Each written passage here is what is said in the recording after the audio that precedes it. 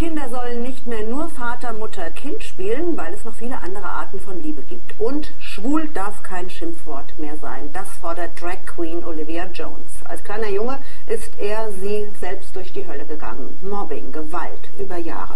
Und deshalb kämpft Olivia für Aufklärung, auch schon bei den ganz Kleinen. Reinhard Meisel war dabei. Was für ein Wirbel in der Kita Piratennest in Hamburg. Kein Wunder, die kunterbunte Olivia Jones sieht man ja auch nicht alle Tage live und in Farbe. Trotzdem herrscht etwas Verwirrung. Ja?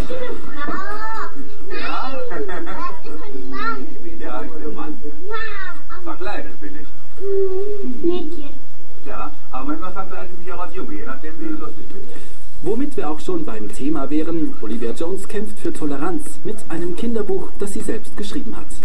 Von wegen, schimpft Luis. Spinat ist voll schwul. Wie bitte? Tante Maria fällt fast die Gabel aus der Hand. Voll was? Spinat ist doch schwul. Nein, ist es nicht. In dem Buch geht es natürlich in keiner Zeile um Sex. Es geht ganz einfach um Liebe und um Vielfalt. Und damit kann man nicht früh genug beginnen.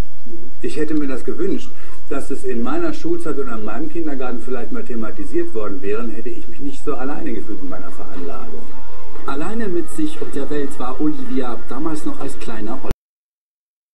Zum ersten Mal zeigt sie uns ihr privates Kinderfotoalbum und erinnert sich an eine Zeit, die nicht nur schön war. Ich bin sehr behütet aufgewachsen, bis der Punkt kam, wo ich irgendwie anders war als andere, und da war meine Familie leider ein bisschen überfordert. Mit etwa 7 Jahren bemerkt Oliver, dass er anders ist. Schwulsein ist damals aber keine Option, sondern ein Tabu. Oliver wird verspottet, weil er lieber Mädchensachen trägt, wird als abartig beschimpft. Die Wunden sind verheilt, aber auch als erwachsener Mann, hier eine der wenigen Aufnahmen ungeschminkt, tut manches noch weh. Das Problem ist, dass sich diese Erlebnisse, gerade die negativen Erlebnisse, einbrennen und dass man die sein ganzes Leben lang nicht vergisst. Und deswegen ist es umso wichtiger, dafür zu sorgen, dass die Kinder, die ein bisschen anders sind, ein bisschen anders fühlen, da geschützt werden. Genau deshalb will Olivia auch schon den Kleinsten erklären, dass Anderssein nichts Böses oder Schlechtes ist. Wobei, denen ist sowieso schon nach kurzer Zeit egal, wer oder was Olivia denn nun genau ist.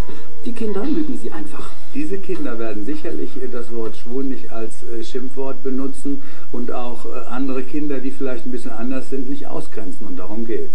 Und mal wieder wird deutlich, von den Kleinen kann sich so manch Erwachsener ein schönes Scheibchen abschneiden. Denn die Welt ist eben kunterbunt wie Olivia Jones.